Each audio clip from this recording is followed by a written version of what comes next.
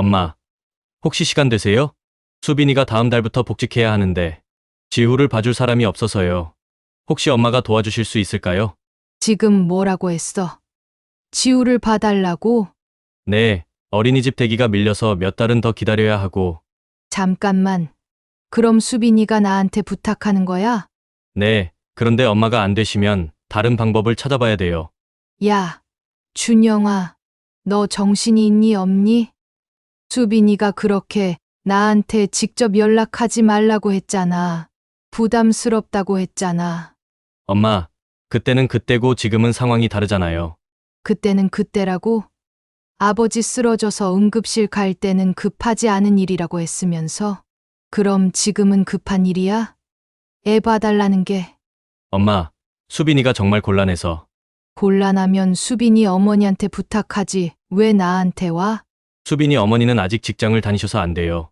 아, 그래서 나한테 오는 거구나. 나는 한가한 할머니니까 수빈이는 지금도 나한테 직접 연락 안 하지? 그게 수빈이가 미안해해요. 미안하면 직접 전화하든지. 왜 너 보고 시키는데? 엄마, 수빈이 나름대로 어려워하는 것 같아요. 어려워? 뭘 어려워해? 도움받으려면 고개 숙일 줄 알아야지. 엄마, 그래도 지우는 엄마 손자잖아요. 손자를 방패막이로 쓰네. 그럼 평소에는 지우가 내 손자가 아니었어? 그게 아니라, 명절 때는 지우가 북적거리는 게 힘들다고 안 왔잖아. 그때는 내가 할머니가 아니었어? 이제 와서 손자 타령하지 마. 엄마, 그냥 한 번만 도와주세요. 안 돼. 나는 필요할 때만 불러내는 파출부가 아니야. 엄마, 그런 말씀 마세요. 그럼 뭐야? 평소에는 부담스럽다고 선 긋더니 도움 필요하면 가족이야? 수빈이한테 말해. 그렇게 거리 두고 싶어 했으면 끝까지 그렇게 살라고. 안녕하세요. 수원에 사는 68세 임정숙입니다. 본격적인 이야기 시작 전에 구독과 좋아요 눌러주시면 저에게 큰 힘이 됩니다. 그럼 시작하겠습니다. 저는 아들이 셋 있습니다. 큰아들, 둘째 아들은 벌써 결혼해서 각자 가정을 꾸리고 살고 있고요. 막내 준영이가 5년 전에 결혼을 했어요. 처음에는 정말 좋은 며느리를 얻었다고 생각했거든요. 수빈이라는 아이인데 첫인상부터가 참 단정하고 예의 바른 아이였어요. 만날 때마다 어머님, 안녕하세요 하며 90도로 인사를 하고 어머님께서 해주신 음식 정말 맛있어요 하면서 감사 인사도 빼먹지 않더라고요. 말투도 항상 존댓말이고 집에 올 때면 꼭 과일이나 선물을 하나씩 들고 와서 어머님, 이거 드세요 하며 건네주곤 했어요. 그때는 정말 우리 준영이가 좋은 사람 만났구나 싶었죠. 결혼식 때도 마찬가지였어요. 신부 대기실에서 저를 보자마자 어머님, 이제 정말 어머님 딸이 되었어요. 잘 부탁드려요 하면서 두 손으로 제 손을 꼭 잡더라고요. 그 순간 저는 정말 감동을 받았어요. 이렇게 예의 바른 아이가 우리 며느리가 되다니 하면서 눈물이 핑 돌았거든요. 그런데 결혼하고 나서부터 뭔가 조금씩 달라지기 시작했어요. 처음에는 워낙 미묘한 변화라서 저도 잘 몰랐는데 지금 생각해보니 그때부터 시작된 것 같아요. 전화를 하면 수빈이가 직접 받는 대신 준영이가 받는 일이 많아졌거든요. 어머니, 지금 수빈이가 좀 바빠요. 또는 엄마, 수빈이 지금 잠깐 나갔어요. 이런 식으로 말이에요. 처음에는 정말 바쁜가 보다 싶었는데 나중에 보니 제가 전화할 때마다 항상 바쁘더라고요. 그게 좀 이상하다 싶었지만 그래도 새댁이니까 적응하느라 힘들 수도 있겠다 싶어서 이해하려고 했어요. 그런데 어느 날은 정말 급한 일이 있어서 수빈이에게 직접 전화를 했거든요. 준영이 회사에 있을 시간이라 집에 수빈이만 있을 텐데 꼭 전해야 할 말이 있었어요. 그런데 벨이 몇 번 울리더니 받지를 않더라고요. 혹시 못 들었나 싶어서 다시 걸었는데도 마찬가지였어요. 나중에 준영이한테 물어보니까 집에 있었다고 하더라고요. 그때부터 뭔가 이상하다 싶었어요.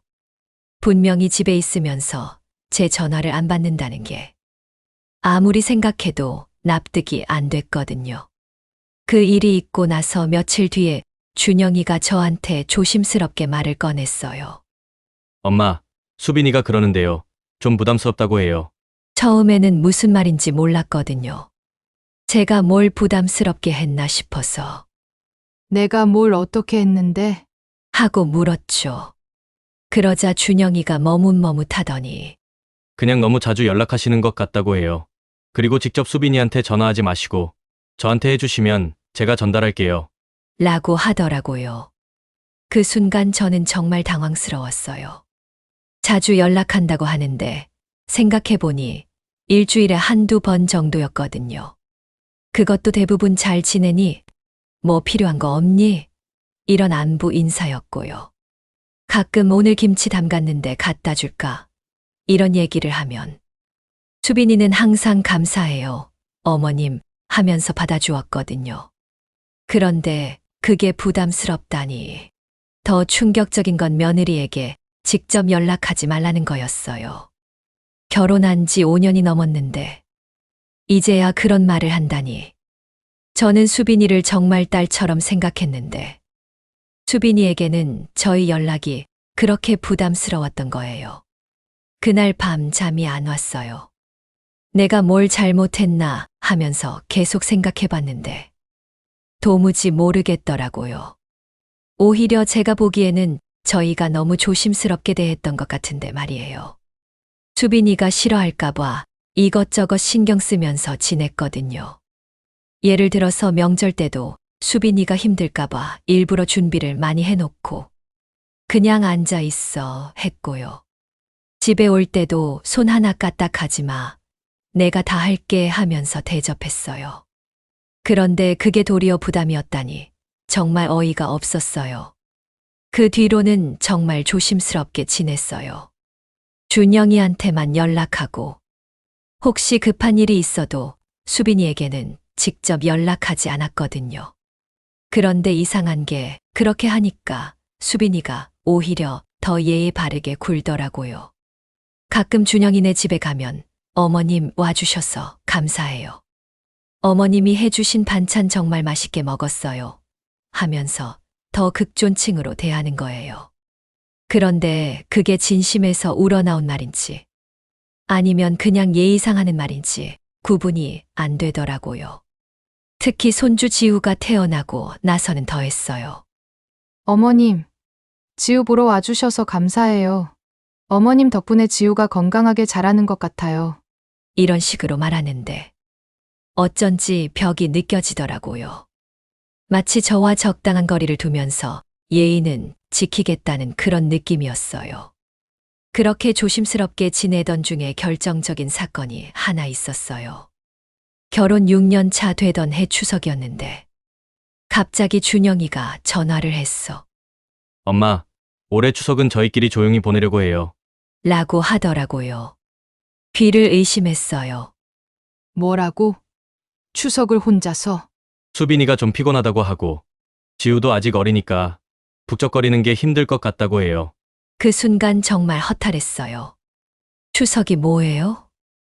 가족이 모이는 명절이잖아요. 그런데 시댁 식구들이 북적거린다고? 우리가 무슨 남인가 싶었어요. 더군다나 저희는 아들 셋뿐이라 그렇게 많은 사람이 모이는 것도 아니었거든요.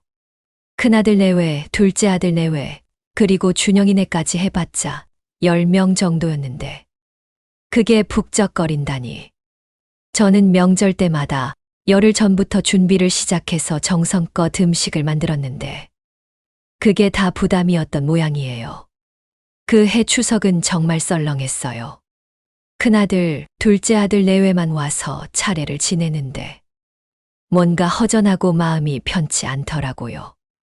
특히 차례상에 준영이네 몫으로 놓인 빈 자리가 계속 눈에 밟혔어요. 더 황당한 건 추석 당일 아침에 수빈이에게서 문자가 온 거예요. 어머님, 추석 잘 보내세요. 저희도 집에서 조용히 지낼게요. 건강하세요. 이런 내용이었는데 읽고 나니까 더 화가 나더라고요. 그렇게 가족 모임이 부담스럽다면서 정작 본인 친정에는 어떻게 하나 싶어서 나중에 준영이한테 슬쩍 물어봤어요. 그랬더니 수빈이 친정에는 가끔 가요. 라고 하더라고요. 가끔이 아니라 알고 보니까 한 달에 2번은 꼭 가더라고요. 그것도 지우까지 데리고 가서 하루 종일 있다가 오고.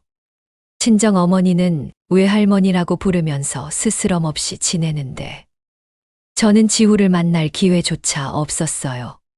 그때 정말 깨달았어요. 수빈이에게 저희는 가족이 아니라 남이었구나. 예의는 지켜야 하지만 거리는 두고 싶은 그런 존재였던 거예요. 친정은 편하게 드나들면서도 시댁은 북적거린다고 피하는 걸 보니 정말 서글프더라고요. 그 뒤로 명절은 계속 그런 식이었어요. 저희끼리 조용히 보낼게요. 지우가 아직 어려서요. 수빈이가 좀 피곤해해요. 항상 이런 핑계였죠. 한두 번이면 이해할 수 있는데 매번 그러니까 이게 핑계라는 걸 알 수 있었어요. 그래도 저는 계속 참고 지냈어요. 혹시 제가 뭔가 잘못 이해한 건 아닐까 싶어서요. 그런데 손주 지후 돌잔치 때 일어난 일은 정말 잊을 수가 없어요. 그날 일을 생각하면 지금도 가슴이 답답해져요. 돌잔치를 한 달 전부터 준비한다고 하길래 저도 뭔가 도움이 될 일이 없을까 해서 준영이한테 물어봤어요. 엄마가 뭘 준비해야 할까? 음식이라도 만들어줄까? 아니에요. 엄마, 호텔에서 다 준비한다고 해요. 그냥 와서 드시기만 하시면 돼요. 호텔에서 돌잔치를 한다니 요즘 젊은 사람들이 다 그렇게 하나 보다 싶었어요. 그래도 손주 돌잔치인데 할머니가 아무것도 안 할 수는 없잖아요. 그래서 지우 옷이라도 하나 맞춰주자 싶어서 한복집에 가서 예쁜 돌복을 하나 맞췄어요. 돌잔치 당일 호텔에 갔는데 정말 화려하게 꾸며놓았더라고요. 그런데 제 자리를 보고 깜짝 놀랐어요. 하객석 맨 뒤쪽 구석 자리에 제 이름표가 붙어 있는 거예요. 반면에 수빈이 어머니는 맨 앞줄 가운데 자리에 앉아 있고요. 더 기가 막힌 건 수빈이 어머니 옆에는 수빈이 아버지뿐만 아니라 친정 쪽 친척들이 다 앉아 있는데 저희 쪽은 뒤쪽에 띄엄띄엄 앉아 있는 거예요. 마치 저희가 하객인 것처럼 말이에요. 돌잡이 시간이 되니까 수빈이 어머니가 지후를 안고 있으면서 이것저것 집어주고 사진도 계속 찍고 그러더라고요. 저는 멀리서 그 모습을 바라볼 수밖에 없었어요. 손주인데도 가까이 갈 수가 없겠더라고요. 그러다가 가족 사진을 찍는다고 하길래 당연히 저희도 함께 찍는 줄 알았어요. 그런데 수빈이가 저한테 와서 어머님, 죄송한데 저희 가족 사진 먼저 찍고요. 그 다음에 어머님 아버님이랑 찍을게요. 라고 하더라고요. 저희 가족이라니. 그럼 저희는 뭐예요? 지우 친할아버지, 친할머니인데 저희 가족에 포함이 안 되나요? 그 순간 정말 서러웠어요. 내가 여기서 뭐 하고 있나 싶었거든요. 결국 사진은 따로따로 찍었어요. 수빈이네 가족 사진, 수빈이 친정 가족과 함께 찍는 사진. 그리고 마지막에 저희와 찍는 사진. 순서도 그렇고 대우도 그렇고 정말 저희가 친가족이 맞나 싶었어요. 집에 돌아오는 길에 남편한테 말했어요. 당신도 오늘 기분 나빴지? 그래, 우리가 무슨 남인 것처럼 대하더라. 하면서 기분이 안 좋아하더라고요. 그 일이 있고 나서 저는 정말 마음의 거리를 두기 시작했어요. 억지로 친해지려고 하지도 않고 먼저 연락하지도 않았어요. 그랬더니 수빈이도 별로 신경 쓰지 않더라고요. 가끔 준영이를 통해서 안부 정도만 전할 뿐이었죠.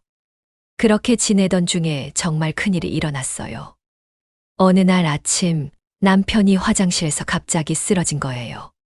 제가 화장실 문을 두드려도 대답이 없어서 문을 열어봤더니 남편이 바닥에 쓰러져 있는 거예요.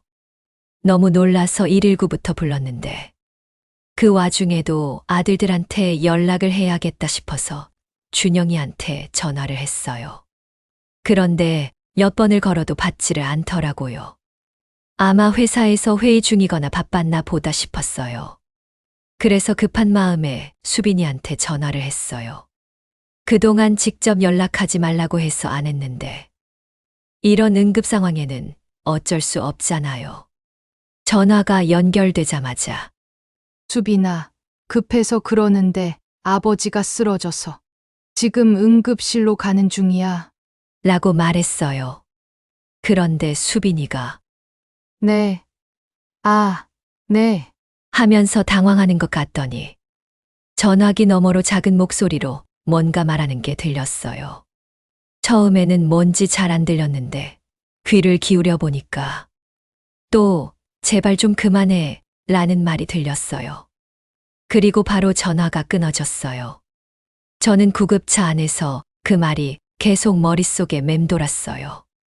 또 제발 좀 그만해. 이게 무슨 뜻인가요?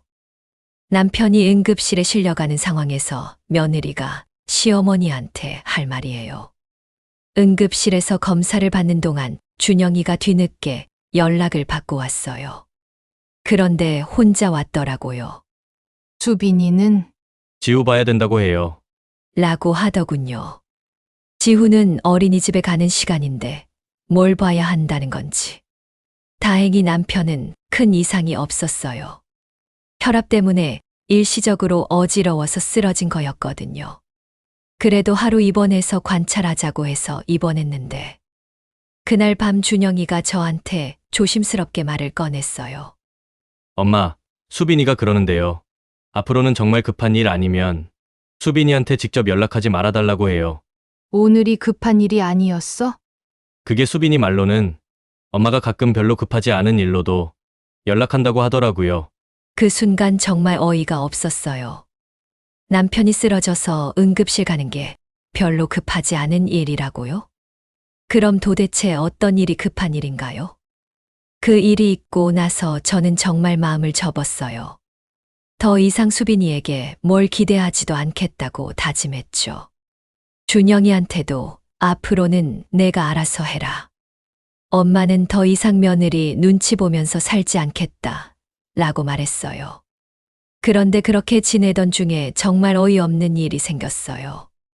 남편이 쓰러진 지 석 달쯤 지났을 때 갑자기 준영이한테서 전화가 온 거예요. 엄마, 혹시 시간 되세요? 수빈이가 다음 달부터 복직해야 하는데 지우를 봐줄 사람이 없어서요. 혹시 엄마가 도와주실 수 있을까요? 라고 하는 거예요. 그 순간 웃음이 나왔어요. 정말 뻔뻔하다 싶었거든요. 그렇게 저희가 부담스럽다, 북적거린다, 직접 연락하지 말라고 하면서 선을 그었던 사람이 이제 와서 애 봐달라고요. 저를 뭘로 보는 건가요? 필요할 때만 불러내는 파출부요? 안 돼. 라고 바로 대답했어요. 왜요? 엄마, 하고 준영이가 묻길래 내 아내가 그렇게 우리가 부담스럽다고 했는데 이제 와서 뭘 도와달라고 하니? 라고 말했죠. 그랬더니 준영이가 엄마, 그때는 그때고 지금은 지금이잖아요. 지우도 엄마 손자인데 라고 하더라고요. 손자를 방패막이로 쓰다니 정말 기가 막혔어요. 며칠 뒤에는 수빈이가 직접 전화를 했어요. 그동안 직접 연락하지 말라고 그렇게 선을 그어놓고는 이제 와서 직접 전화를 하다니. 어머님, 죄송해요. 제가 그동안 철이 없었어요. 라고 울먹이면서 말하더라고요. 지금 정말 급해서 그래요. 어린이집 대기 순번이 밀려서 몇 달은 더 기다려야 하고 육아휴직도 더 이상 연장할 수 없어서요. 어머님 아니면 정말 맡길 사람이 없어요. 라고 하면서요. 그 말을 들으니까 더 화가 나더라고요. 결국 저는 마지막 수단이었던 거예요. 다른 방법이 다 막혔을 때 어쩔 수 없이 찾는 그런 존재. 그동안 그렇게 거리 두고 싶어 했으면서 필요하니까 이제 와서 철이 없었다고 사과하는 척하고 늦었어. 그때 그렇게 선을 그어놓고 이제 와서 뭘 바라는 거야? 수빈이가 계속 사정하고 울기도 했지만 저는 마음을 바꾸지 않았어요. 한 번 상처받은 마음이 그렇게 쉽게 회복되나요? 그 뒤로도 준영이가 몇 번 더 전화를 했어요. 엄마, 그냥 한 번만 도와주세요. 수빈이가 정말 힘들어해요. 라고 하면서요. 심지어는 지우가 할머니 보고 싶다고 해요. 라는 말까지 하더라고요. 하지만 저는 흔들리지 않았어요. 지우가 보고 싶은 건 당연히 저도 마찬가지였거든요. 손주인데 어떻게 안 보고 싶겠어요? 하지만 이건 지우 문제가 아니라 수빈이와의 문제였어요. 큰며느리한테 이 얘기를 했더니 어머님이 잘하신 것 같아요. 그런 식으로 하면 안 되죠. 라고 하면서 제 편을 들어주더라고요. 큰며느리는 정말 달라요. 저희를 가족으로 생각하고 힘든 일이 있으면 함께 의논하고 명절 때도 항상 먼저 와서 도와주거든요. 어머님, 수빈이 같은 사람은 필요할 때만 찾는 거예요. 그런 사람한테 한번 넘어가면 평생 그렇게 이용당해요. 라는 말을 해주더라고요. 정말 맞는 말이었어요. 그런데 한 달쯤 지났을 때 수빈이가 또 연락을 했어요. 이번에는 문자로 왔는데 어머님, 정말 죄송해요. 제가 잘못했어요. 한 번만 기회를 주세요. 이런 내용이었어요. 읽고 나서 그냥 삭제해버렸어요. 그 다음 주에는 준영이가 와서 엄마, 수빈이가 스트레스 받아서 몸까지 아프다고 해요. 라고 하더라고요. 그래서 제가 그럼 육아휴직 더 내든지 아니면 수빈이 어머니한테 부탁해. 장모님은 아직 직장 다니셔서 안 되고 육아휴직도 더 이상 연장이 안 된다고 해요. 그럼 어쩔 수 없지. 그건 내 가족 문제야. 라고 대답했어요. 며칠 뒤에는 지후를 데리고 왔어요. 손주 얼굴을 보여주면서 제 마음을 돌리려는 것 같았는데 오히려 더 마음이 아팠어요. 지후가 저를 보고 할머니 하면서 달려오는데 정말 예쁘더라고요. 하지만 그렇다고 제 마음이 바뀌지는 않았어요. 지우야, 할머니가 보고 싶었어. 하면서 안아주긴 했지만 준영이한테는 이런 식으로 하지 마라. 지우가 할머니 보고 싶다고 하면 언제든지 데리고 와. 하지만 육아는 도와줄 수 없어. 라고 분명히 말했어요. 그 뒤로 준영이가 좀 포기한 것 같더라고요. 더 이상 저한테 부탁하지 않았어요. 나중에 들어보니까 수빈이 어머니가 조기 퇴직을 하셨어. 지우를 봐주게 됐다고 하더라고요. 결국 친정 어머니가 해결해 준 거죠. 그렇게 시간이 흘러서 지금은 1년이 넘었어요. 그동안 준영이네와는 정말 최소한의 연락만 하면서 지냈어요. 명절 때도 오지 않고 저희도 굳이 부르지 않았고요. 가끔 준영이 혼자 와서 엄마, 지우 안 보고 싶어요? 보고 싶지. 하지만 그건 내가 감당할 일이야. 처음에는 서운했어요. 손주도 못 보고 막내 아들도 자주 못 보고. 하지만 시간이 지나니까 오히려 마음이 편해지더라고요. 눈치 보지 않아도 되고 부담스럽다는 소리 듣지 않아도 되고 뭔가 조심스럽게 행동하지 않아도 되니까요. 대신 큰아들, 둘째 아들네와는 더 가까워졌어요. 특히 큰며느리는 이 일 이후로 저를 더 챙겨주더라고요. 어머님, 요즘 어떠세요? 막내 서방님 때문에 속상하지 마세요. 하면서 자주 안부를 물어보고 명절 때도 어머님, 저희가 있잖아요. 하면서 위로해주고요. 둘째 며느리도 마찬가지예요. 어머님이 잘하신 거예요. 그런 사람들은 한 번 받아주면 계속 그래요. 하면서 제 편을 들어주더라고요. 그래서 지금은 큰아들, 둘째 아들 손주들하고 더 많이 시간을 보내고 있어요. 어떤 분들은 그래도 손주인데 어떻게 그래요? 라고 하시기도 해요. 하지만 저는 이렇게 생각해요. 관계라는 건 서로 존중하고 배려할 때 유지되는 거지. 한쪽이 일방적으로 참고 맞춰주는 게 아니라고요. 수빈이는 저희를 가족이 아니라 필요할 때 쓰는 도구 정도로 생각했어요. 평소에는 부담스럽다, 거리 두고 싶다 하면서 선을 긋더니 정작 도움이 필요하면 가족이니까 도와달라고 하는 거잖아요. 그게 말이 돼요?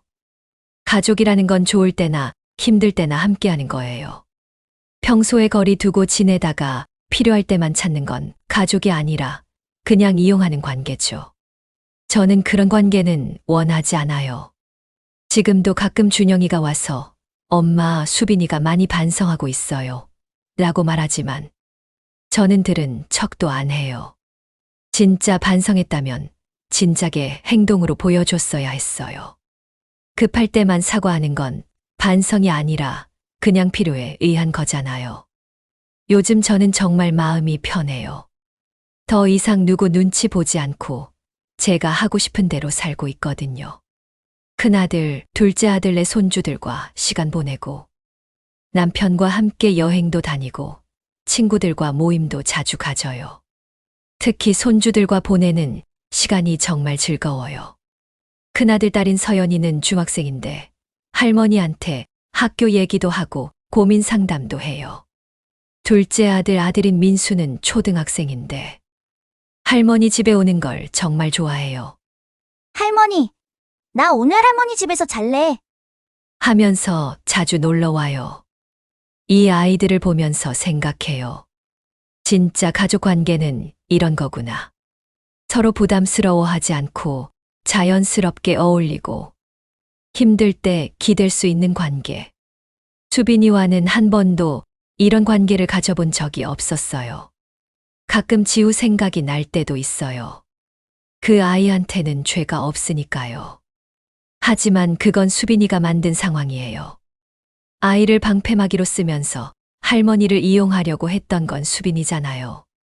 만약 수빈이가 정말 진심으로 잘못을 인정하고 진짜 가족으로 지내고 싶다고 한다면 그때 다시 생각해 볼 수도 있어요. 하지만 지금까지 보면 그럴 가능성은 거의 없어 보여요. 수빈이에게 저희는 여전히 불편한 존재일 테니까요. 요즘 주변 어머니들 얘기를 들어보면 저와 비슷한 상황에 있는 분들이 정말 많아요. 며느리 눈치 보면서 사는 분들, 손주 보고 싶어도 못 보는 분들, 필요할 때만 연락받는 분들. 그런 분들께 꼭 말씀드리고 싶어요. 어머니들, 눈치 보지 마세요. 우리도 존중받을 권리가 있어요. 가족이라는 이름으로 일방적으로 참고 맞춰주는 건 진짜 가족 관계가 아니에요. 서로 존중하고 배려하는 게 진짜 가족이죠. 저는 이제 제 인생을 살고 있어요.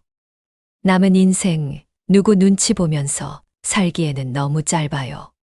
저를 진짜 가족으로 여기는 사람들과 행복하게 지내는 게 훨씬 낫다고 생각해요. 마지막으로 혹시 저와 비슷한 상황에 있는 어머니들께 하고 싶은 말이 있어요. 며느리와의 관계에서 상처받고 계신 분들, 손주 때문에 억지로 참고 계신 분들께 말이에요. 첫째, 관계는 서로 만들어가는 거예요. 한쪽이 일방적으로 노력한다고 되는 게 아니에요. 며느리가 정말로 시어머니를 가족으로 여긴다면 그에 맞는 행동을 보여줄 거예요. 말로만 어머님, 감사해요 하는 건 의미가 없어요. 둘째, 손주를 방패막이로 쓰는 건 비겁한 거예요.